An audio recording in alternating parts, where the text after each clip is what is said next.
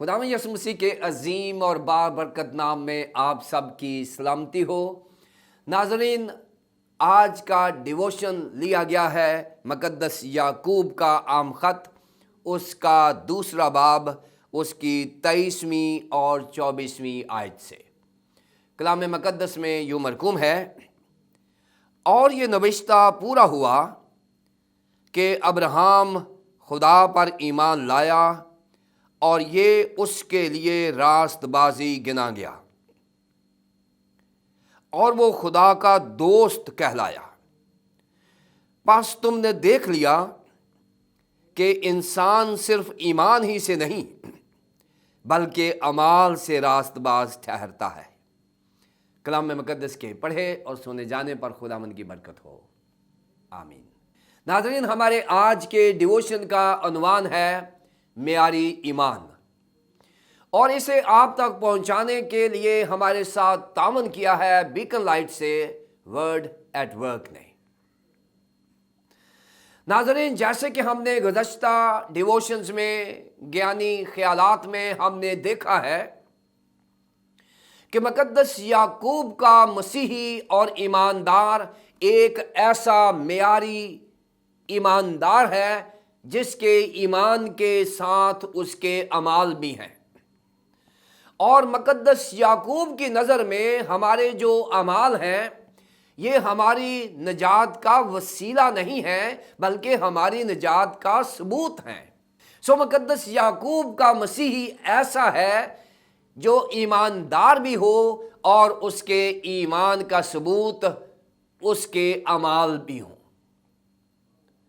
جیسا کہ ہم نے دیکھا ہے کہ مقدس یعقوب کا دوسرا باب اور اس کی 14ویں آیت سے 26ویں آیات میں ایمان کو 5 حصوں میں یعنی ایمان کی 5 اشکال دکھائی گئی ہیں۔ 14ویں سے 17ویں آیت تک ہم نے دیکھا باعمل ایمان، پھر ہم نے 18ویں اور 19ویں آیت میں دیکھا مضبوط ایمان، پھر ہم نے 20ویں سے 22ویں آیت میں دیکھا کہ ابراہیم کی تصویر دکھا کر ایک کامل ایمان دکھایا گیا، اور اب 23ویں سے 24ویں آیت تک یہاں ایک معیاری ایمان دکھایا گیا ہے، اور اس کا تسلسل جو ہے وہ 20ویں سے 22ویں آیت ہی ہے جسے جاری رکھا گیا ہے۔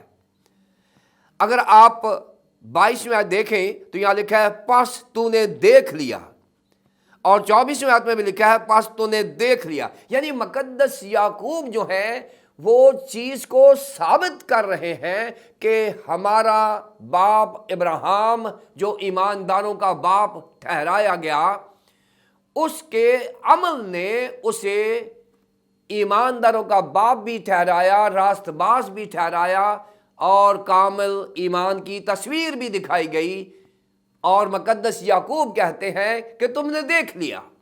اور یہ بڑی بات ہے کہ مقدس یعقوب ایک ایسی مثال ہمیں دکھا رہے ہیں اور ہمیں چیلنج کر رہے ہیں کہ ہمارا معیاری ایمان بھی ایسا ہی ہونا چاہیے۔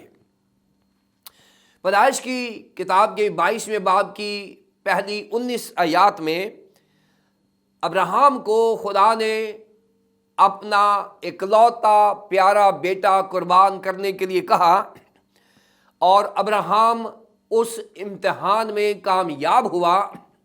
گو کہ امتحان ابراہیم کا ہوا لیکن قربانی اسحاق کی نہیں ہوئی، قربانی اس مینڈے کی ہوئی جس کا سر جھاڑیوں میں پھنسا ہوا تھا، اور یہ مینڈا اس قربانی کا عکس ہے جو 2000 سال بعد ہمارے نجات دہندہ خداوند یسوع مسیح نے میرے اور آپ کے گناہوں کے لیے قربانی دی۔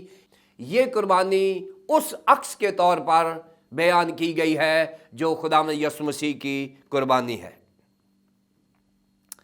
ناظرین، 23ویں آیت میں دیکھیں، اور یہ نوشتہ پورا ہوا۔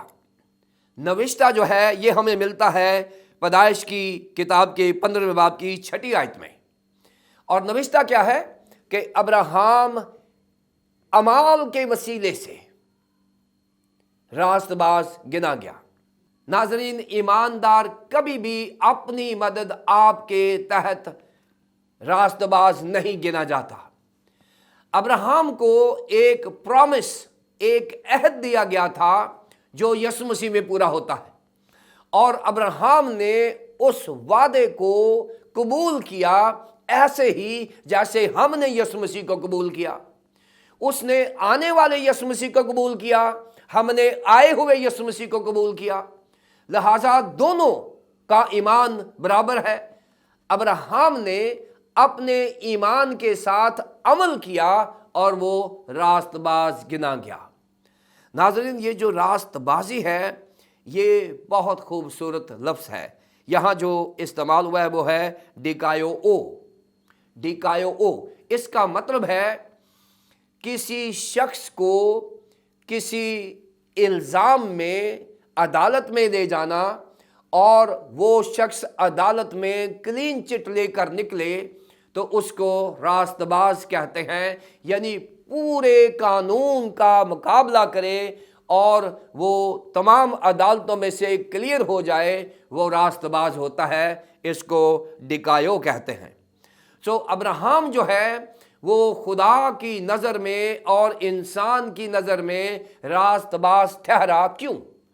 क्योंकि अब्राहम सिर्फ खुदा पर ईमान ही नहीं लाया बल्कि खुदा के अहकामात पर अमल करके दिखाता है, और इस तरह से वो पहली बात वो रास्तबाज गिना जाता है। रास्तबाज गिना जाता है, पहली बात। दूसरी बात, वो खुदा का दोस्त गिना जाता है। अगर आप दूसरा तवारीख उसकी 20वें बाब की 7वें देखें तो यहोशफत ने उसे खुदा का दोस्त कहा है। फिर उसके बाद अगर आप यशाया 41वें बाब की 8वें आयत में देखें, वहां पर खुदा ने खुद उसे दोस्त कहा है। नाज़रीन, अब्राहम खुदा का दोस्त है, रास्तबाज है, और सबसे बढ़कर वो ईमानदारों का बाप है। ये 3 क्रेडिट्स उसे मिले हैं। क्यों? उसके ईमान के साथ उसने अपने अमाल को शामिल किया है। नाज़रीन, इसी तरह खुदावंद यीशु मसीह ने भी हमें दोस्त कहा है। यूहन्ना की इंजील के 15 बाब की 15वीं आयत में उसने कहा है, मैं तुम्हें नौकर नहीं बल्कि दोस्त कहूँगा। नाज़रीन, ये क्रेडिट्स हमें भी मिले हैं।